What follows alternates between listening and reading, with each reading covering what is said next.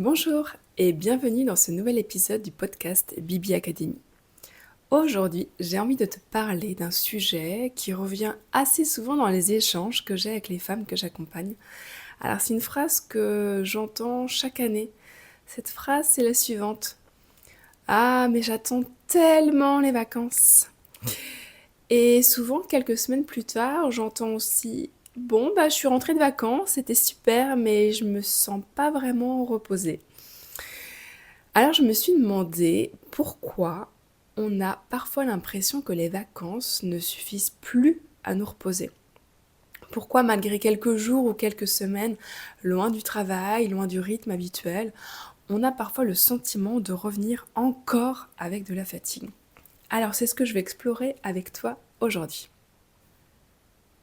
Alors c'est vrai que cette phrase «j'attends tellement les vacances», je comprends tellement parce que j'ai longtemps été celle de cette, team-là à dire ce genre de phrase, à attendre les vacances, mais vraiment avec une telle impatience. J'avoue qu'aujourd'hui, depuis que je suis à mon compte, depuis que j'ai changé de vie, j'ai une autre vision des vacances. Alors forcément, c'est super les vacances et on les attend toutes avec impatience, mais je suis plus à attendre et à vivre que pour ça. Vraiment, ça a complètement changé. Alors, on est souvent fatigué, bien avant de partir en vacances. Alors, je crois qu'il y a déjà une première réalité, c'est qu'on a déjà parfois du mal à regarder, c'est qu'on arrive déjà en vacances, épuisé parce que pendant des mois, on a beaucoup travaillé, on a pris soin des autres, on a géré les imprévus, on a organisé notre quotidien qui parfois est hyper intense. Et souvent, en fait, sans même nous en rendre compte, on a continué à puiser dans toutes nos réserves. Parce qu'on s'est adapté, on a tenu le coup, on a avancé, parce que il faut bien avancer aussi. Et puis, on se raconte souvent une petite histoire dans sa tête. Bon, de toute façon, quand les vacances arriveront, je pourrai souffler, quoi. Voilà. Mais lorsque les vacances, elles commencent, eh bien, en fait, notre corps et notre système nerveux va garder et porter encore tout ce qu'on a accumulé pendant les mois précédents. Donc, il y a quelque chose de très important à comprendre, c'est que le repos et la récupération, ce n'est pas exactement la même chose. On peut très bien être en vacances et continuer à être en état de tension intérieure. On peut aussi très bien être allongé sur une plage et continuer à penser à mille choses. On peut aussi avoir du temps libre et pourtant ne jamais ressentir de véritable détente. Parce qu'en fait, la récupération, ça ne concerne pas uniquement le corps, ça concerne aussi le mental, ça concerne aussi les émotions, ça concerne aussi le système nerveux, notre capacité à nous sentir en sécurité, à ralentir, à lâcher prise. Donc le repos, c'est pas toujours de la récupération. Alors le système nerveux, dont je viens d'évoquer tout à l'heure à l'instant, lui, il prend pas de congé. Alors c'est une image que j'aime bien partager, c'est que notre système nerveux, lui, il ne sait pas lire un calendrier. Donc il ne sait pas qu'on est officiellement en vacances. Il va pas recevoir un message qui va lui dire «Coucou, c'est l'été, ça y est, je suis en vacances maintenant, ça y est, tu peux relâcher, tu peux te détendre». Non, en fait. Donc si on est quelqu'un qui a vécu plusieurs mois dans le stress, dans l'anticipation, dans une surcharge mentale importante, eh bien notre organisme, il va continuer à fonctionner sur ce mode. Même lorsque les contraintes extérieures vont diminuer parce qu'on est en vacances, parce que le rythme est différent, peut-être parce qu'on part en vacances et qu'il y a des gens autour de nous qui vont s'occuper des enfants, les tontons, les cousins, les cousines ou autres, peut-être qu'on va relâcher un peu, mais le système nerveux, il va pas pour autant prendre de vacances en fait. Surtout si les mois précédents ont été intenses en termes de stress, en termes de surcharge mentale. Euh, donc l'organisme, il va continuer à fonctionner sur ce mode-là. En fait, c'est un peu comme l'image, je vais te prendre un exemple. Imagine que tu es dans une voiture, enfin où tu vois une voiture qui roule depuis très longtemps super vite, genre tu es à 130 km/h, bon, ben tu vas pas d'un seul coup couper le moteur instantanément, comme ton corps avec les vacances. C'est les vacances, hop, j'éteins tout de suite. J'étais à 130, c'est les vacances, hop, j'éteins. Bah non, en fait, la voiture, tu peux pas l'arrêter d'un seul coup. Il lui faut pas mal de temps, en fait, pour ralentir. Pour passer de 130 à 0 km/h et être à l'arrêt, bah, il lui faut un certain temps. Bah, ton corps, c'est la même chose, il lui faut du temps, en fait. Donc, on a parlé de système nerveux qui prend pas de congé, et la charge mentale, ben, elle prend pas de vacances non plus. Je crois que beaucoup de femmes vont se reconnaître dans ce que je vais dire, mais même pendant les vacances, on continue souvent à gérer beaucoup de choses. Pour celles qui sont mamans, eh bien, à penser aux enfants, ou à leurs activités, les inscrire, anticiper, payer, prendre leur place, etc. Que l'on soit maman ou pas maman, il faut penser au repas quand on est en vacances parce qu'il faut bien se nourrir. Il faut penser eh bien, les repas, qu'est-ce qu'on va faire à manger, où est-ce qu'on va faire les courses, est-ce qu'il y a tous les ingrédients dont j'ai envie, etc. Selon en plus si je mange, si je suis végétarienne, si je mange sans gluten. Voilà, il y a toute une organisation derrière. Il faut penser aussi à ce qui pourrait arriver pendant les vacances, penser à ce qu'il ne faut pas oublier. Bref, c'est une activité mentale qui est non-stop, qui est permanente, qui peut être épuisante. Et en fait, cette surcharge mentale, elle est souvent invisible. Personne ne la voit, mais notre corps, par contre, lui, il la ressent bien. Donc ça, il l'a bien emmagasiné, il sait bien qu'il y a une charge mentale qui est importante et que ça épuise.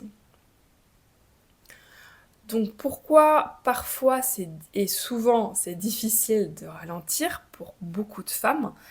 Je crois déjà avant tout qu'il y a une dimension culturelle, c'est qu'on a vraiment appris, nous les femmes, à être productives, à gérer plein de choses à la fois, à être un peu les superwomen, à être utiles, à prendre soin des autres, à répondre aux besoins autour de nous. Et en fait, lorsque ça s'arrête ou lorsqu'il y a des moments où ça y est, ça va être comme une pause, comme les vacances, et ben, il peut y avoir quelque chose d'étrange qui peut apparaître, c'est ce sentiment de culpabilité. Et j'entends beaucoup, beaucoup de femmes qui me disent, mais en fait, quand je ne fais rien, je me sens mal à l'aise, j'aime pas, c'est désagréable. Alors, faut savoir que ça, je comprends totalement parce que j'ai vraiment été comme ça avant. Je pouvais pas ne rien faire. C'est-à-dire que avant, j'avais mon travail qui était déjà intense. J'avais mon blog, donc si je travaillais pas, bah, j'écrivais mes articles de blog. Si j'écrivais pas mes articles de blog, ben j'allais prendre des photos pour mes articles. J'étais sur des événements pour ensuite écrire. Enfin, soit c'était ça, soit j'étais en soirée, en sortie avec les amis. Je faisais beaucoup de sport. Donc en fait, j'avais vraiment, mais pas de moment de repos, quoi. C'était vraiment non-stop, non-stop. Et parce que je pense que je cherchais à combler, et parce que je crois que j'aimais pas ne rien faire, en fait. Vraiment, j'ai été habituée à tout le temps produire, créer, développer, inventer. C'est vrai que j'ai toujours eu une part de créativité chez moi depuis toute petite. C'est vrai que finalement, même les vacances, alors c'était pas une contrainte pour moi, mais j'adorais. Alors bon, je pense que beaucoup vont se reconnaître parce que quand on était petite, c'était en plus l'époque où ça se faisait beaucoup, mais on créait beaucoup de choses. Je faisais beaucoup de Scooby-Doo, des porte-clés en perles, du métier à tisser. Je faisais de la couture, du point de croix, beaucoup, beaucoup de points de croix, du tricot. Je me faisais des écharpes. Donc je créais, j'inventais déjà beaucoup, beaucoup de choses. Bon, ça, je pense qu'il y en a beaucoup qui le faisaient aussi petite. Et après, en fait, en grandissant, j'ai fait mes études et très vite, dès l'âge de 16 ans, j'ai commencé à être serveuse les week-ends. Donc pareil, sur mes temps libres, eh bien, dès que je pouvais, je travaillais. Les étés, en fait, pareil, en fait, très vite, les étés, je les ai utilisés pour des jobs d'été, en fait, pour gagner de l'argent, tout simplement. Je me souviens que mon premier été, euh, j'avais été embauchée à la Halle aux vêtements à Fougères. J'avais fait un stage. Normalement, on ne faisait pas de stage, mais j'avais demandé à mon lycée d'obtenir une convention de stage pour faire un stage pendant une semaine de mes vacances de février, je crois, parce qu'il fallait que je choisisse après mes options entre administration, communication ou gestion, je crois. Et bref, j'avais envie de voir comment ça se passait dans les magasins. J'avais réussi à obtenir par le lycée cette convention qui était, je me souviens, difficile à obtenir parce qu'on n'en donnait pas en fait aux élèves au lycée. Ça a peut-être changé hein, depuis, moi je vous parle de ça il y a beaucoup d'années, enfin quelques années disons. Et du coup, ça s'était super bien passé avec l'équipe, vraiment c'était super. Et du coup, ils m'avaient embauché l'été, donc j'étais trop contente, c'était mon premier job d'été. Et après, les étés suivants, j'avais retravaillé chez eux aussi, puis après j'avais fait aussi des jobs d'été en usine, en intérim. Euh, Bref, et après, en fait, finalement, tous les étés, j'ai travaillé. Donc, j'avais pas de temps off. Après, bah, il y a eu les études supérieures. Et les études supérieures, bah, pareil, dès que j'avais du temps libre, ben, j'étais serveuse ou j'étais hôtesse dans les stades de foot ou lors de concerts ou autres. Donc j'ai vraiment tout le temps travaillé en fait à côté de mes études. Vraiment, j'ai pas eu de temps de pause quoi. Donc j'ai été habituée à ça. Puis après, quand je suis rentrée dans la vie active avec mon premier job, j'ai eu un job qui était très intense. Je me souviens quand j'ai quitté donc ce milieu et que je suis rentrée donc en Bretagne, je me suis inscrite au Pôle Emploi et mon conseiller ou conseillère, je ne sais plus, homme ou femme, bref, à Fougères, m'avait donc je lui avais expliqué mon parcours et la première chose que cette personne m'a dite, ça m'a marqué, c'est ah oui, mais en fait, vous avez été sur un ring de boxe direct, sans entraînement, quoi. Et ouais, je pense que ma vie active, ça a été ça, direct, bam, match, on y va, on attaque, quoi. Pas le temps de s'entraîner, de se préparer, c'est on y va. Et c'est vrai, en fait, ça a été ça, quoi. Donc, j'ai été programmée très jeune à travailler tôt, puis ensuite, vie active, plus des jobs à côté, voilà. Enfin, ceci dit, après, une fois que j'ai commencé mon premier travail, j'ai arrêté les petits jobs à côté, finalement, ouais. Mais j'ai été dans un rythme de travail, plus mon blog, plus le sport. Donc pareil, on n'arrête pas, on n'arrête pas. Et en fait, quand je me suis vraiment arrêtée, ça a été quand je suis partie à Bali et au Cambodge. Et notamment à Bali, avant ma formation de yoga, je suis arrivée plus tôt que prévu pour profiter. Et pour profiter seule, voyager seule. Et c'est vrai que ça a été un vrai déclic et une nouvelle sensation pour moi. Finalement, à quel âge? À 32 ans, oui, de me retrouver seule et de ne rien faire. C'était vraiment quelque chose de nouveau pour moi. Voilà. Donc, je comprends totalement les femmes qui disent que quand je ne fais rien, je me sens mal à l'aise. Maintenant, moi, j'ai complètement switché sur cet état d'esprit. Et c'est vrai que maintenant, quand je ne fais rien, mais je kiffe! Je surkiffe, je suis aux anges, mais j'adore, j'adore. Je peux juste me prendre un bouquin, par exemple une après-midi ou une journée plage, pour moi c'est un pur bonheur quoi. Pour certaines, je sais que c'est l'enfer, mais pour moi, j'adore entre lire, aller marcher, revenir sur ma serviette, aller chercher un verre, aller chercher à manger, revenir. Vraiment, je peux rester à ne rien faire, c'est vraiment le kiff quoi. Et c'est pour ça qu'aujourd'hui, moi, mes vacances, j'adore glandouiller, j'adore ne rien trop prévoir, j'adore me laisser porter, j'adore ne pas prévoir et organiser parce que dans l'entrepreneuriat et dans mon travail au sein de Bibi Academy, j'anticipe, je prévois, je programme et c'est intense. J'adore, bien évidemment, sinon j'arrêterais ce que je fais. Mais pour le perso, j'avoue que si je peux ralentir et ne rien faire, mais je m'éclate. Donc c'est vrai que par exemple au quotidien à la maison, bah en fait je suis pas en train de culpabiliser parce que le ménage n'est pas fait, je m'en fous en fait. Bon évidemment j'aime pas quand la maison à un moment donné est trop sale bien évidemment. Évidemment que mon mec m'aide, enfin évidemment, pas tous les mecs le font je le sais, mais en tout cas j'ai la chance d'avoir un mec qui m'aide. Mais qui fait pas le ménage aussi, comment dire, bien que je voudrais, comme il soit. Mais bon, je le félicite bien évidemment quand c'est fait, parce qu'au moins c'est fait et c'est cool. Tout ça pour dire qu'au quotidien, ouais, pareil, je vais pas culpabiliser parce que, pareil, c'est par passer, quoi. Je m'en fous, en fait, leur passage. Moi, clairement, je repasse pas. Je repasse pas les draps pour qu'ils soient bien pliés, bien repassés dans les placards. J'ai pas que ça à faire. Je ne repasse pas les torchons de vaisselle pour qu'ils soient, pareil, bien repassés. Les gants de toilette aussi. Enfin, non, moi, je repasse que dalle. Et je m'en fous complètement. Tant pis dans l'armoire, c'est pas bien rangé, nickel, l'un sur l'autre. C'est pas forcément joli, mais en fait, je m'en fous parce que les draps, une fois qu'ils sont lavés, qu'ils sont séchés, hop, je les remets directement dans mon lit, quoi. Donc, même s'ils sont pliés, bah tant pis s'ils sont pas bien pliés et que c'est pas nickel chrome bien repassé, parce qu'en fait après ils vont être dans mon lit et en fait ça va être tout défait, donc ça sert à rien de repasser, mais c'est ma vision personnelle. Je n'ai pas envie de consacrer des heures en repassage alors que je pourrais consacrer du temps à prendre du temps pour moi.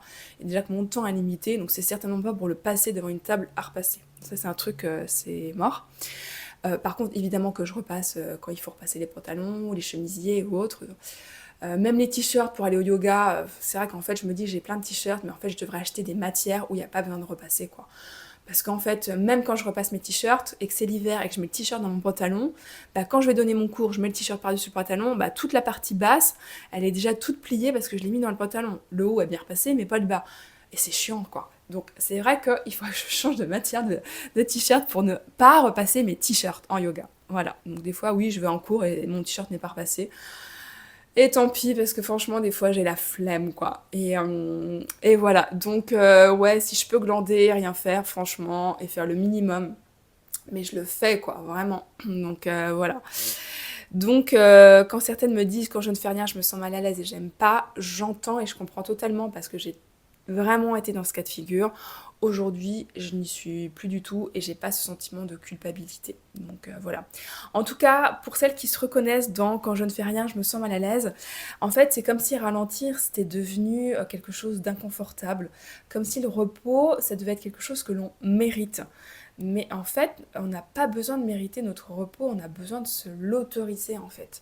Donc se l'autoriser, ben, peut-être que c'est peut-être de lâcher du repassage, peut-être que c'est de prendre une femme des ménages si vous avez les moyens. Moi, c'est mon rêve ultime. Franchement, moi, c'est pas d'avoir une Rolex pour celles qui ont la référence. Moi, c'est d'avoir une femme de ménage qui vient franchement au moins 4 heures par semaine, qui me fait tout le ménage de la maison nickel chrome quoi. Comme ça toutes les semaines, les toilettes, la salle de bain, enfin le minimum est fait quoi. De temps en temps, 2 fois par an, les vitres, laver le frigo, tous les tiroirs de la cuisine, enfin voilà. Bref, c'est mon rêve. Pourquoi pas aussi qu'elle me fasse des courses et qu'elle me fasse des repas aussi en batch cooking, quoi, des trucs maison, quoi. Ça serait trop bien. Donc voilà, ça serait vraiment, vraiment mon rêve. Parce que pour le coup, bah en fait, je gagnerais vachement de temps et je pourrais bosser plus à côté ou m'accorder plus de temps pour moi, en fait.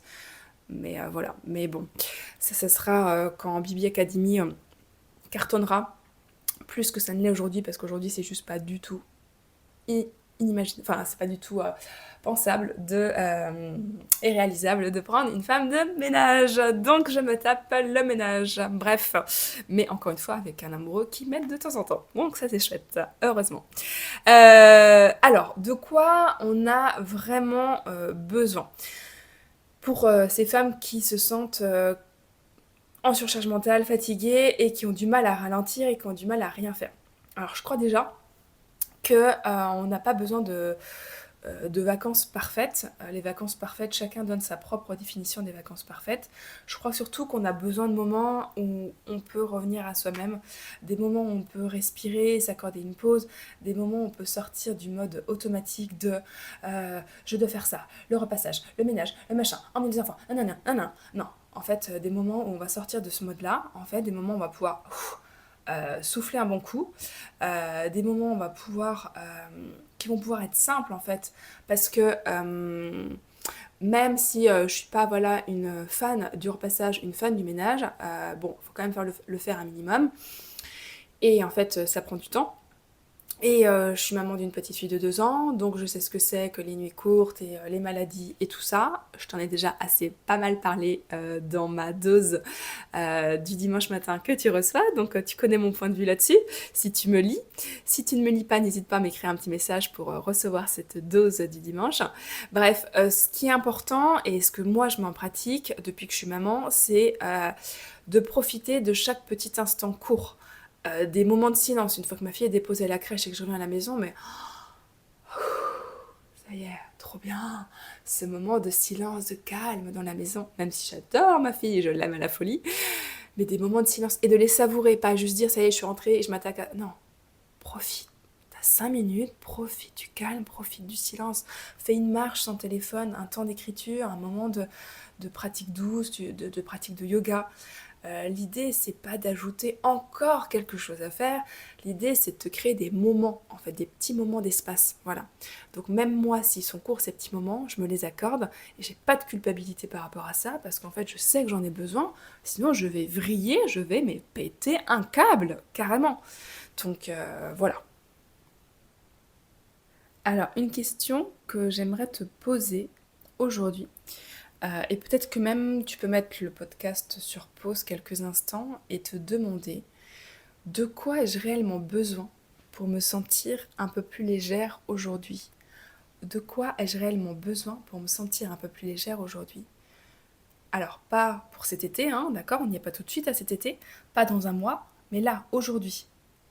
Donc là, tu peux mettre pause et prendre le temps de répondre. Et parfois, la réponse, elle est plus simple qu'on l'imagine. Donc si tu retiens une seule chose de cet épisode, j'aimerais que ça soit celle-ci, que les vacances, elles ne sont pas censées réparer des mois de surcharge à elles seules. Le repos profond, il commence souvent bien avant les vacances. Il va commencer quand on va s'autoriser à ralentir, même sur des petites périodes courtes, mais de s'autoriser des moments pour ralentir, pour écouter notre corps, savoir dire stop quand il faut dire stop, respecter ses besoins, créer de l'espace dans son quotidien, peut-être, et aménager un petit peu son quotidien aussi. Même quelques minutes, ça suffit. Et c'est justement pour accompagner ce besoin de ralentir que j'ai créé le cahier de vacances du yoga, parce que j'avais envie de proposer un compagnon d'été simple, accessible, sans pression, un espace pour ralentir, pour respirer, réfléchir, prendre soin de soi, retrouver un peu plus de calme dans le bruit du quotidien. Alors si cet épisode a résonné en toi, je t'invite à aller découvrir ce cahier de vacances du yoga. Je vais mettre toutes les informations dans la description de cet épisode.